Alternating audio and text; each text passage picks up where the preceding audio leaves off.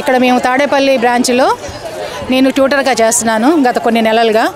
ఇక్కడ వీళ్ళంతా కూడా నా దగ్గర నేర్చుకున్న స్టూడెంట్స్. ఇక్కడ ఈ సంస్థ పెట్టిందల్లా లోకేష్ గారు ఆడపిల్లలకి ఇది మామూలుగా సొంత ఇదే ఉండాలనే ఉద్దేశంతో, ఆత్మధైర్యం ఇది ఇవ్వాలనే ఉద్దేశంతో ఇది పెట్టారు. అయితే ఇక్కడ నేను జాయిన్ అయిన ఇన్ని రోజులకి కానీ ఇప్పుడు ఇట్లా ఈ ఇష్యూ వచ్చేటప్పటికల్లా ఇది ఉంటుందా ఉండదా అన్నట్టు మా జనాలందరికీ కూడా ఒక ఇది డౌట్ పడది. స్టూడెంట్స్కి అందరికి కూడా నేను స్టూడెంట్స్కి ఒక్కటే చెప్పేది ఏంటంటే, ఆ పెద్ద ఆయన కంటిన్యూ చేస్తానని మనకి చెప్పారు. అందుకని ఆయన బయటికి రావాలన్న ఉద్దేశంతో వీళ్ళ బాధని వ్యక్తపరచడానికి కోసమని ఇట్లా వచ్చారు వీళ్ళందరూ కూడా. నేను కొంతమందికి చెప్పదలుచుకున్నది ఏంటంటే, ఆడవాళ్ళకి ఎన్ని అఘాయిత్యాలు జరుగుతున్నా రానిది నోరు ఎవరో ఒకళ్ళు మాట్లాడారని వాళ్ళ గురించి మాట్లాడుతున్నారు ఈ ఇప్పుడున్న ప్రజానాయకులందరూ కూడా. ఇక ముందు మామూలుగా సామాన్య ప్రజలకు అసలు న్యాయం జరగదా? సామాన్యుల అవసరం లేదా? పుట్టే రాజకీయ నాయకులు అయితేనే ఆడవాళ్ళ, మిగతా వాళ్ళు ఆడవాళ్ళు కాదా? నేను అడిగేది ఒకటే లోకసభ అసెంబ్లీ సాక్షిగా ఒక ఆడవాళ్ళకి జరిగిన అవమానాన్ని దాన్ని ఎట్లా తీసుకుంటున్నారు? ఇన్నాళ్ళు ఎందుకు రాలేదా నోరు? ఒక తల్లి, మనము ఒక తల్లి, ఒక ఇంటి ఆడపిల్లలము, ఒక ఇంటి తల్లిలేము, తర్వాత మనకి బిడ్డలు ఉన్నారు.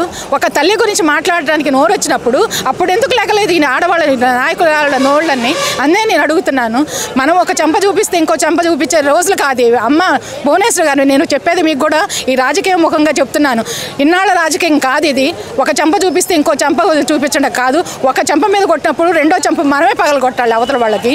అది వాళ్ళ రాజకీయం అట్లా నడుస్తుంది. దౌర్జన్యకాండ జరిగినప్పుడు మనం కూడా అలాగే జరగాలి. మనం అవమానాన్ని పడి మనం మనసాక్షి తెలుసు అని మనం అనుకుంటే, లోపల అనుకుంటే అది ప్రజానీకానికి ఎట్లా ఉంటుంది? అది వాళ్ళు చెప్పే ఇది ఉందా? వాళ్ళు పెంచేది ఎట్లా పెంచుతున్నారు, ఎలా చేస్తున్నారు? ఒక ఆంబోతులు వదిలినట్టు వదులుతున్నారు మన ఆంధ్రప్రదేశ్ రాజ్యంలో. మరీ ఎంత ఘోరంగా ఉందంటే అంత ఘోరంగా ఉంది. ఆడవాళ్ళ మీద అంత నీచంగా మాట్లాడే నాయకుళ్ళు నేను ఇంతవరకు నేను సర్వీస్లో ఎప్పుడు కూడా చూడలేదండి. ఆడవాళ్ళు అంత కించపరిచి మాట్లాడితే అది మాత్రం చాలా చాలా అవమానకరంగా ఉంది. నాకు మాత్రం తల్లిగా ఎంత బాగా క్షోభ అనిపించుంటుంది అనేది తలుచుకుంటేనే బాధగా ఉంది. నేను చంద్రబాబు నాయుడు గారు కూడా ఒకటే ఎంతవరకు సామరస్యం అంటే మనకున్న ఫేషెస్ ఎదుటోళ్ళకు ఉండదండి. దాన్ని కూడా మనం కూడా అర్థం చేసుకోవాలి. కొంత మీరు చూసి చూడనట్టు ఉంటేనే కార్యకర్తలు కూడా ఇదే అవ్వగలుగుతారు.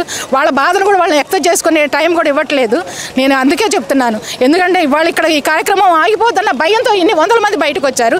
ఇంకా నేర్చుకోవాలి. ఇంకా ముందు ఇంకా ఇన్ని వందల మంది బయటికి రావాలి. ఒక 10,000 ఇస్తే వాళ్ళది అయిపోద్ది. ఆ 10,000 వాళ్ళు ఇవ్వచ్చు వాళ్ళైనా సరే. కానీ విద్య నేర్పిస్తే వాళ్ళ ఫ్యామిలీ బాగుపడుతుంది. ఒక ఆడదానికి విద్య అంటూ వస్తే ఆ కుటుంబం అంతా పైకి వస్తుంది. వాళ్ళ వెనుకున్న ముందున్న పెద్దోళ్ళు కానీ పిల్లలు కానీ ఆ కుటుంబం మీద ఆధారపడుతుంది. ఆడదాని మీద ఆధారపడి ఉంటుంది ఆ కుటుంబం. అందుకని నేను ఈ పత్రికా ముఖంగా నేను చెప్పేది ఏంటంటే, మీడియా ముఖంగా ఆడవాళ్ళకి చేయూతనివ్వండి. ఇట్లా చేయూతనిచ్చే కార్యక్రమాలని ఆపొద్దు. ఇట్లా ఆపే కార్యక్రమాలని చేసే వాళ్ళని మీరు అక్రమంగా అరెస్ట్ చేసి జైల్లో పెడితే ఇన్ని వందల మంది ఆడవాళ్ళు ఏమవుతారు రేపు? ఎన్ని రకాలుగా వెళ్తారంటే ఆడవాళ్ళు అన్ని రకాలుగా బాధపడాల్సి వస్తుంది. ఇవాళ నేను ఒకటే మద్యపాన నిషేధం అన్నారండి. ఇవాళ ఏర్లో పాలుతుంది. ఎంతమంది చిన్నపిల్లలండి వాళ్ళు వయసుకు కాకుండా తాగి కల్తీ మందులు తాగి ఆరోగ్యాలు చెడుగుబడి ఆ హాస్పిటల్లో జాయిన్ అవుతున్నారు. మద్యపాన నిషేధం అన్నారు. ఏదండి ఎక్కడండి మద్యపాన నిషేధం? ఇన్ని వందల మంది ఆడవాళ్ళు తాళ్ళు దించుతున్నారే, అది అన్యాయం అనిపించట్లేదా? ఏనాడు ఎప్పుడూ లేనిదల్లా ఇప్పుడు ఎందుకు ఇట్లా అవుతుంది? ఎందుకు అర్థం చేసుకోవట్లేదు?